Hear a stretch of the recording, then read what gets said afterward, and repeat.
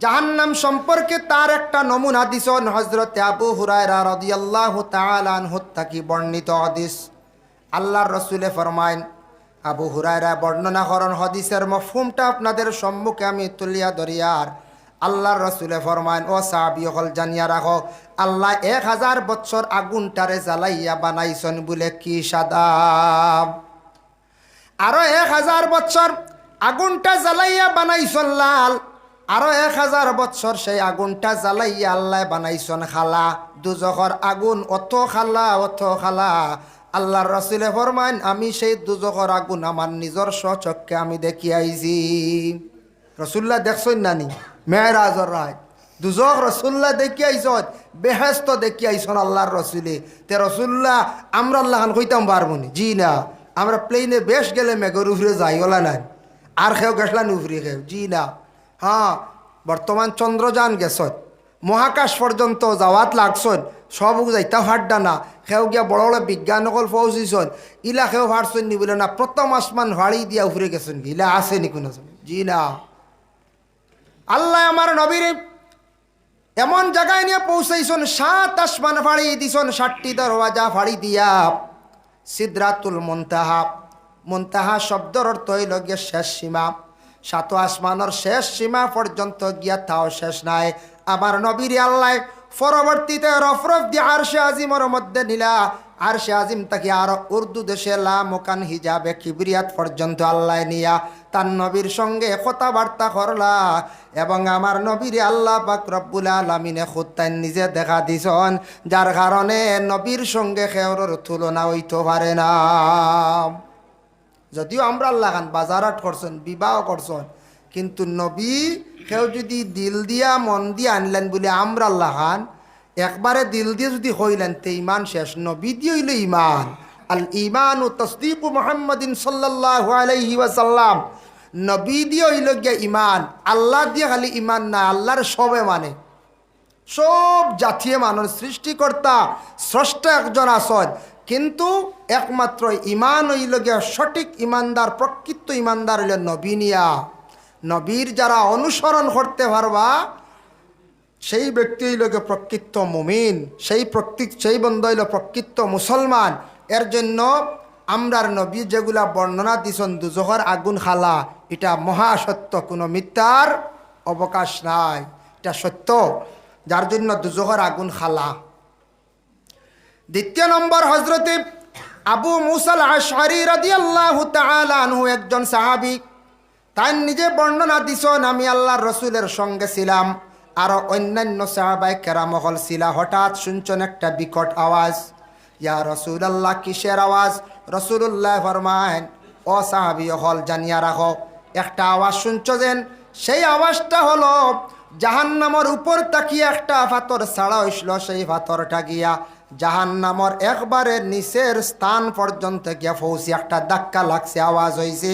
কতদিন সময় লাগছে জাননি? বলে 70 বছর। অত গভীর, 70 বছরে গিয়ে সেই পাথরটা গিয়া নিচে গিয়ে পড়িয়া ধাক্কা লাগছে। সেই জায়গা ধাক্কা লাগার কারণে একটা আওয়াজ হয়েছে, ও আওয়াজটা তুমি তাই শুনছো।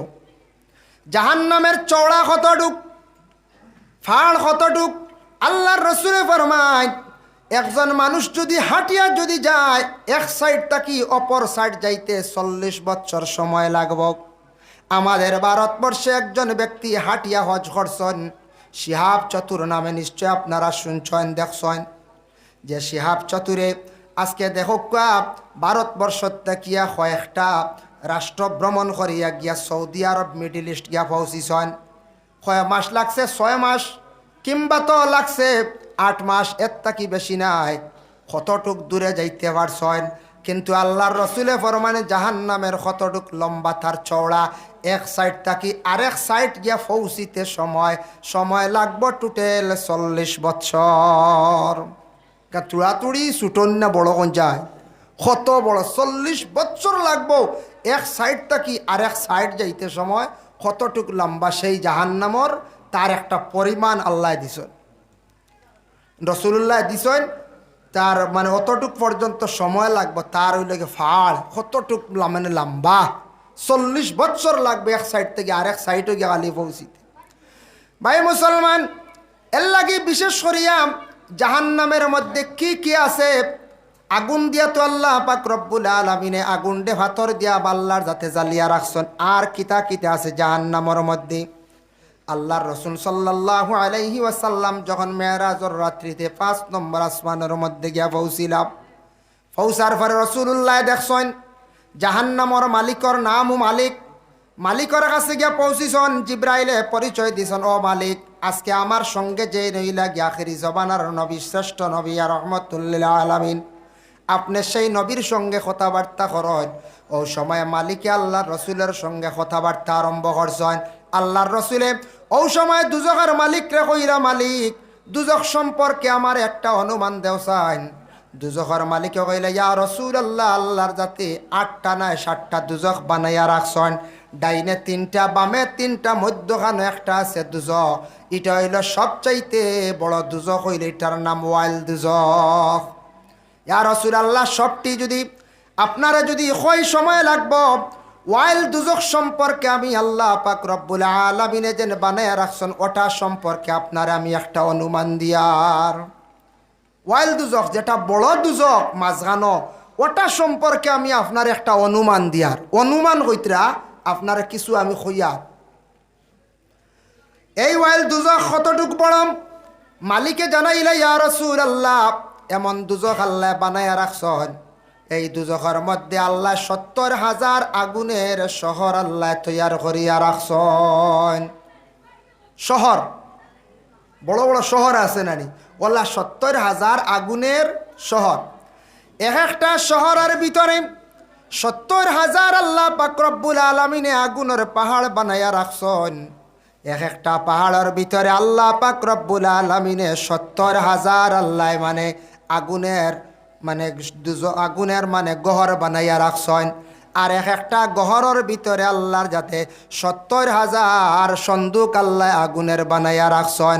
আর এক একটা সন্দুকের ভিতরে আল্লাহ 70,000 আল্লাহ পাক রব্বুল আলামিনে সাপ এবং বিচ্ছু তৈয়ার করিয়া রাখছেন। 70,000 আগুনের শহর, এক একটা শহরের ভিতরে 70,000 আগুনের পাহাড়, এক একটা পাহাড়ের ভিতরে 70,000 আগুনের গড়, এক একটা গড়ের ভিতরে 70,000 সন্দুক, আর এক একটা সন্দুকের ভিতরে 70,000 খালি আগমান সাপ আর বিচ্ছু। এই সাপ এবং বিচ্ছু দুনিয়ার যে সাপ ওলানি বলে যে সাপ, ও তার বর্ণনা ও নমুনা, কিন্তু ইগুন ইলা তাক্তা নাই। কিতাব লেখা দেখলাম এক একটা সাপ থাকবা বলে কিলাপ, যে সাপর চক্ষুর রংটা থাকবো সবুজ বর্ণ, নীলর নীল আকারে, নীলওয়ালা তার চক্ষুগুলা থাকব। আর এক একটা সাপ সম্পর্কে কইসন কত বড়, হইত্রা এক একটা সাপ থাকবো বড় বড় জানোয়ারের মতো। এক একটা সাপে যদি দুনিয়ার জমিনের মধ্যে যদি সে একবার যদি শ্বাস ফালায়, দুনিয়ার বৃক্ষ লতা পাতা সারা জ্বলিয়া যাইব গিয়া। আল্লাহর রসুলে ফরমাইন, আমি যখন শুনছি মালিকের কাছ তাকিয়া, ও সময় রসুল্লাহ সম্পূর্ণ বর্ণনা দিলা এমন এক সাপ। আল্লাহর রসুলে ফরমাইন, যে সাপে কিয়ামতের দিন দুজখের মধ্যে মানুষরে কামড়াইব, এক কামড় মারার লগে লগে 40 বৎসর পর্যন্ত বেটার শরীর যন্ত্রণা করব। এক সাপের কামড়ের লগে 40 বৎসর পর্যন্ত তার শরীর খালি যন্ত্রণা করব। জেলা বিষাক্ত সাপে মারলে 1 ঘন্টা 2 ঘন্টা 3 ঘন্টা আমরার যারা অসম্ভব হয় যন্ত্রণা সৃষ্টি হয়, ইঞ্জেকশন মারা হয়, সাপের বিষ যারা হয়, ঠিক তেমনিভাবে 40 বছর পর্যন্ত সাপের চোখ মারার পরে যন্ত্রণা করতে থাকবো। ওলা বিচ্ছু কামড় মারার লগে লগে 40 বছর পর্যন্ত তার শরীর খালি যন্ত্রণা করব। বিচ্ছু যেটা ওই বইটা কইতরা কিলা, বিচ্ছুটার বর্ণনা কইসন খচ্চরের মতো হইব, দুনিয়ার সামান্য ছোট বিচ্ছুর লেখান নাই। ইটা বিচ্ছু মানুষের শরীরের মধ্যে মাথার মধ্যে কামড়াইতে থাকবো। এর জন্য সাপ এবং বিচ্ছু যে দুইটা আমরার জন্য তো এই লোকে শাস্তি দেওয়ার লাগি, যার কারণে সাপ বিচ্ছু দুইটা মারতে পারবা, জায়েজ আছে। সাপ মারার সওয়াব আছে। একটা সাপ যদি মারেন আপনি, মারার লগে লগে সাপ মারলে 2 জন ফরিস্তা আজাদ করিয়া দিলাম। 2 জন ফরিস্তা আজাদ করবা, 2 জন ফরিস্তা আপনার লাগি দোয়া করবা। এর কারণে কোনো বাড়িত গরগে সাপ ঢুকি গেছে নিগা, ঢুকলে আপনি প্রথমে হইতা যদি জিন্নাত যাও গিয়া আর সাফ হইলে থাকো, জিন্নাত হইলে চকুর ফলকর লগে মিলাই যাইব, আর সাফ হইলে তাকি যাইব। এর কারণে সাফরে আপনি বিসমিল্লাহ হইয়া মারক্কা, কারণ সাফে মানুষের বেশিরভাগ কোনো সময় ক্ষতি করিলাই, বিষাক্ত জিনিস। এবং বিচ্ছু পাইলে তারে ওলা জলদি মারিয়া গাড়ো। বিচ্ছুর বিষা যেটা আছে, মানে ফুঙ্গা যেটা আছে, এটা গায়ের মধ্যে শরীরে লাগলে এটার থাকি বিভিন্ন ধরনের বড় ধরনের রোগে আক্রান্তিত হয়ে যাইতে পারেন। এর জন্য এটাও পাইলে জলদি মারিয়া গাড়ি লাইবা। যার কারণে সাপ আর বিচ্ছু দুইটা জিনিস, অন্য হায়ওয়ানাত্রে বেহুদা মারতা না, ছাড়াই দিতা। তবে সাপ বিচ্ছু মারলে সব পাইবা, এগুন্তরে মারক্কা, কোনো অসুবিধা নাই। হজরত ইব্রাহিম খলিলুল্লাহর জিন্দগিত তান জীবনীত পড়িয়া দেখলাম আরেকটা আছে, আরেকটা হায়ওয়ান আছে যেটারে আমরা খাখলাস কই। দেখছেন খাখলাস, ইগু সম্পর্কে কিতাব লেখছেন কাসাসুল আম্বিয়াত। দেখলাম খাখলাস যেটা আছে আমরা দেশ ওখানে গিয়ে রক্ত খায়, মুঠ করো রক্ত খায় না, হ্যাঁ গলা লাল হয়ে গেছে, সারা খাই নিল না, এগু তার মূলত ওলা ইব্রাহিম নবীর অগ্নির মধ্যে ফালানির পরে দেখো ব্যাঙ্গে তার মুখর পানি দিয়া সাহায্য খসলো, খেয়ে কইসন প্রস্রাব খসলো। বেশিরভাগ ব্যাঙ্গে তার মুখর পানি, মুখ দিয়ে পানি নিয়ে দিয়ে সাহায্য খসলো। একজন নবীরে দিল দিয়া মায়া করিয়া সাহায্য খসলো। ব্যাং অগ্নিত পড়ি গেছিল, শরীর তুষা উঠিছিল, মানে খালর মধ্যে, চামড়ার মধ্যে। আল্লাহ সেই ব্যাঙ্গরে অতটুক সম্মানী বানাইছন, কইসন দেবা ব্যাং এই আর এক ধরনের ব্যাং, তুমি তাই জমিন তোমাদের রেখেও খানিও দেওয়া লাগতো না, কোনো মানুষে তোমাদের আউরি মারিয়াও ছাড়াইতো নাই, মানুষের গড় থাকবাই, গড় থাকি থাকি খাইবাই। আর ইব্রাহিম নবীরে সাহায্য করলো ব্যাঙ্গে ফুটা পানি দিয়া। আজকে এই ব্যাঙ্গর ব্যাং যেগুলা আসুন গড়ের মধ্যে কোনো মানুষে আউরি মারিয়া ছাড়ায় না, মারইনি জি না, খেয়েও মারে না, আর গড় রাখত কইবাই তা মারিও না, ইগে নবীরে সাহায্য করছে। আর ও যেন খাখলাস যে গু অজ্ঞে বেশি আগ্নিত ফু দিছিল, ও খল্লা বাড়াইয়া, বুঝাইছেন অজ্ঞে কিতা করলো, আরো সাহায্য করলো ওলা। খেয়ে কইসন ইশারা করছে, আর খেয়ে কইসন অজ্ঞে ফু দিছিল। এর কারণে বিশেষ করিয়া ইগুরু প্রেম ই পরিমাণ আল্লাহর জাতর বুড়াই আইছে, লাগানত আইছে। যদিও সে মগলোক, তারে মারলে এক বাড়িয়ে মারলে 100 নাকি, 2 বাড়িয়ে মারবা 50, 3 বাড়িয়ে মারবা 25, খালি কমিয়া আইব। এর লাগে ইগুরে পাইলে ওলা ফাললে 1 বাড়িয়ে মারলে 100 নাকি ভাইবা। ছোট বাচ্চা মরলে মায় খান্দি তা খুব সেইবে, খুব কন্ট্রোলে বাবায় খান দিও, মায় খান দিও, বাচ্চার লাগি তুমি খান্দি তাই খান্দ, তোমার বাচ্চারে তুমি কিয়ামতর দিন পাইবাই, ঠিক আছে। তবে বাচ্চারারে স্বপ্নে আপনি দেখতে পারবাই, আর যদি অনিয়মিতভাবে খান্দন তাহলে বাচ্চারে দেখতাই নাই বলে খিলাফ। ইবতেদা ইসলামের মধ্যে একটা ঘটনা হয়েছিল, প্রথম যুগে, প্রথম জমানায় একটা ঘটনা হয়েছিল। আল্লাহর বন্দার 2টা ছোট ছোট বাচ্চা মারা গেছলা, কবরস্থানের মধ্যে নিয়ে দফন করিয়া আইসন। প্রতিদিন বাবা যায় 2টা বাচ্চার গিয়া খালি নাম ধরিয়া খান্দন আর জিয়ারত করন। এইভাবে কয়েক মাস চলিয়া গেল। হঠাৎ একদিন 2টা বাচ্চা কবরের মধ্যে সশরীরে বাবার সামনে হাজির হয়ে গেলা গিয়া। বাবায় দেখিয়া চাইছন খান্দিত্রার বাচ্চারারে জড়াইয়া ধরার লাগিয়া। বাচ্চারা নিষেধ করলা, আব্বা আপনি আমদারে ধরবায় না, সর 2 নম্বরে বাড়িতে গিয়া কোনোদিন মা জননীরে আপনি কইবায় না। আপনি প্রতিদিন যদি এইভাবে কবরিস্তান আসিয়া আমদারে যদি ডাক দেন, আমরা আল্লাহর যাতে আমদারে অতটুক সুযোগ দিছন, ক্ষমতা দিছন, আল্লাহ আপনার খান্দন শুনিয়া আল্লাহর বালা লাই গেছে, আপনার সঙ্গে আমরা কি কর্ম বলে সশরীরে দেখা কর্ম, যে দিন চাইবে দিন। বাবা কিন্তু এইভাবে দেখিয়া খুব বেশি তান ভালো লাগছে। 2 ছেলেরে দেখছন খান্দিছন, বাড়িত গেছন, পরের দিন জিয়ারত আসন, 2 ছেলের নাম ধরিয়া ডাখন। 2 ছেলে বাবার সামনে হাজির হন, বাবায় দেখুন পরের দিন এইভাবে প্রত্যেক দিন তান দেখা করেন। তান একটা লোভ হয়েছে, আগে কবরিস্তানও গেলে সময় কি লাগতো, যে পরিমাণ লাগতো, তার তাকি এখন সময় আরো বেশি লাগে।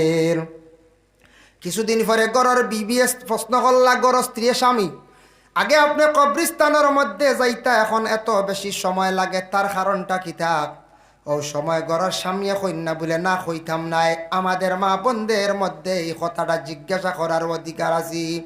স্বামী আগে বাজারও যাইতা, রাত 9টার সময় বাড়ির মধ্যে আসতা, এখন 10-11টা ওই যায়, তার কারণটা কি? তা জিজ্ঞাসা করার অধিকার আছে, জিজ্ঞাসা করতে পারো। মহিলা হলে তো মায়ার লাগি বালার লাগে জিজ্ঞাসা করবা খেনে বলে স্বামী অত রাত খেনে যাওন দুশ্মনে মারতে পারেন, দুশ্মনে আপনারা আটকাই লিতে পারেন, এত রাত বেশি করার তো প্রয়োজন নাই, জিজ্ঞাসা করার অধিকার আছে।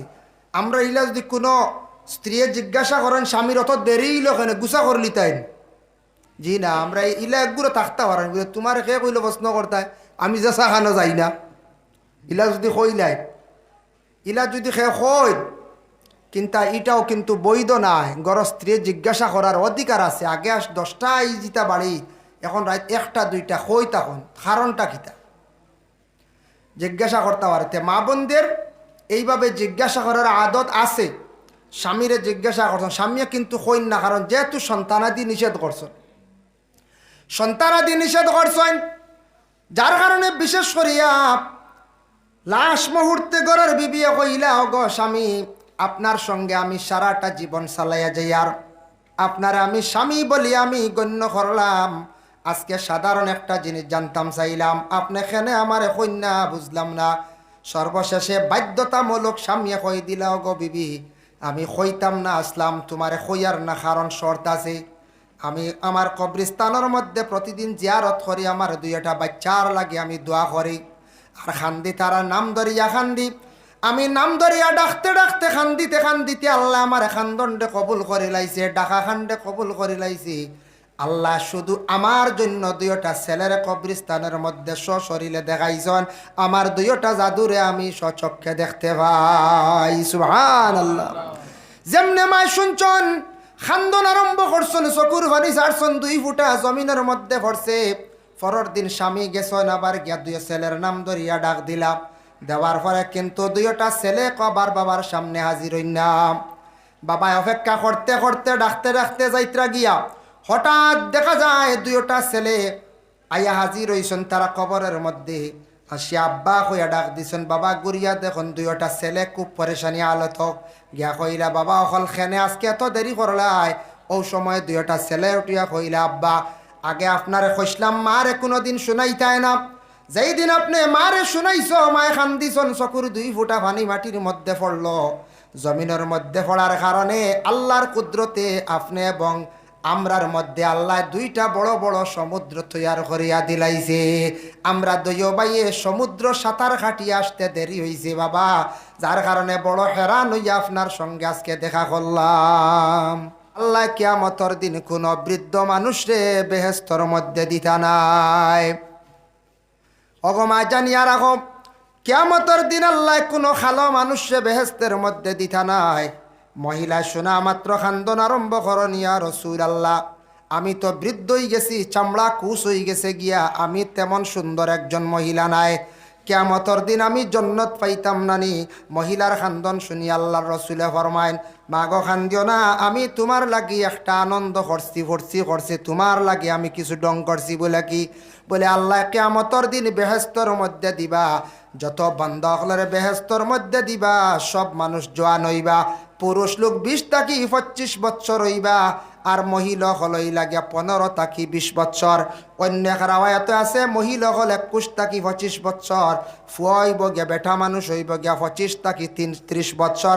এইভাবে সারারে আল্লাহ জোয়ান বানাইয়া বেহেশতের মধ্যে দিবা, সারা জোয়ান থাকবা, আর জান্নাতের মধ্যে আল্লাহ দিবা সারারে সুন্দর বানাইয়া, খেও খালা মানুষ আর থাকতা নাই, সব জোয়ান আর সব সুন্দর থাকবা কিয়ামতের দিন। যার জন্য বিশেষ করিয়া মহিলা শোনা মাত্র খুব বেশি খুশি হইছেন। আল্লাহর রাসূলে আরেকদিন ডং করছেন একজন সাহাবীর লাগিয়া। এই সাহাবী রাসূলুল্লাহর কাছে এক বেয়াদবি করে লাইছেন, আর ডঙ্গে ডঙ্গে রাসূলুল্লাহ কইসলা, ও সাহাবী তোমার মার মুখ ইকান মাটি উড়া হই যাক। আমরা ওলা খেয়ে কইবেন, আমরা ওলা কইব তোমার মার মুখ ইকান মাটি উড়ো। ও এক মাত মাতিছেন, ইকান্ডে খেয়ে কইছেন, ডঙ্গার খেয়ে কইছেন, ফুর্তি হিসাবে কইছেন। সাহাবীরে দম লাগাইবার লাগিয়া সাহাবী দম লই লিছেন, ইয়া রাসূলুল্লাহ এমন কথা কইছেন আপনি শুনিয়া, আমি শুনিয়া অবাক হয়ে গেলাম। আল্লাহর রাসূলে ফরমান, কোনো অবাক নাই, আমি তোমারে থামাইবার লাগি দম লাগাইবার লাগি কইছি, যার কারণে আল্লাহর রসুলের তার জীবনে কোনো মানুষে এর তাকি আর বড় কথার রসুল্লাহ কইছেন না, কোনো কিতাবাদিত এর তাকি বড় কথার পাওয়া গেছে না। তোমার মার মুখ ওখান মাটি উড়ো ও শেষ। কিন্তু আমরার দেশের ডঙ্গয় রসুল্লাহ কয়েকটা জিনিস নিষেধ করছেন। মানুষ মারা যাওয়ার পরে দুই অবস্থায় তুমি তান খান্দিও না। একটা খান্দন হইল তুমি তান দরিয়া খান্দিও না, 2 নম্বরে মাটির মধ্যে পড়িয়া চিৎকার দিয়া খান্দিও না। একটা খান্দন হইল দরিয়া খান্দন, মানছে গলাগলি করিয়া খান্দন দিনা না, এই অবস্থায় খান্দন আল্লাহর রসুলে নিষেধ করছেন। আর 2 নম্বরে রসুল্লাহ ফরমান তুমি তান মাটিত পড়িয়া গড়িয়াইয়া খান্দিও না। খান্দিতায় রসুল্লাহ আবার কইসন খান্দিতায় তোমার দিল নরম হইতো, খান্দিতায় চকুর পানি যাইতো, দিলে খান্দিত। এই খান্দনের মধ্যে আল্লাহ সব দিছন যে মানুষে খান্দে না তার দিল পাশান শক্ত হয়ে যায়। শক্ত দিল আর জীবনে চকুর পানি আইতো না, যত বড় চাহ বইয়া দোয়া করকা জীবনে চকুর পানি একদিনও আইতো নাই। এর লাগি শক্ত দিল যা, শক্ত দিল কিতা জাননি, বেশি মাছ মাংস খাইনি কইবা তে তো আর মাছ মাংস কমি যাইত না কিতা। হ্যাঁ, তরিকার বুজুর্গ হল যারা আসন তরিকতর সবক চালাইন, এরা দেখুন জানি লিমিটেড একটা লিমিটেড মাছ খাইন, গোস্ত খাইন। বেশিরভাগ গোস্ত খাইলে দিল শক্ত হয়ে যায়, দিল একবারে ফাত্তর হয়ে যায়, শক্ত হয়ে যায়। যার জন্য আল্লাহর বন্দেগান যারা ধারাবাহিকতা হিসাবে রেগুলার খালি মাছ মাংস খান, এরার দিল শক্ত ফাত্তর হয়ে যায়। এর লাগি কোরআন শরীফের নসিহত শুনেন, আসর করেন না। কোরআন শরীফের আজাবের কথা শুনন, আসর করে না। হাদিস থেকে আজাবের কথা শুনন, কোনো আসর করে না, কোনো ডর নাই, কোনো ভয় নাই। অতএব বিশেষ করিয়া কোনো সময় দোয়া করতে সময় দিল লাগে না, কোনো ডর নাই, ভয় নাই। কারণ এই মানুষের দিলই একবারে পাথর হয়ে গেছে গিয়া। এর লাগে লিমিটেড হিসাবে মাছ মাংসগুলো আমরা জমিনও খাইতাম। আমরা ইলা হরিবার আসি নানি রেগুলার মাছ ছাড়ার বা ভাত খাইতাম পারি না, ইলা হয়।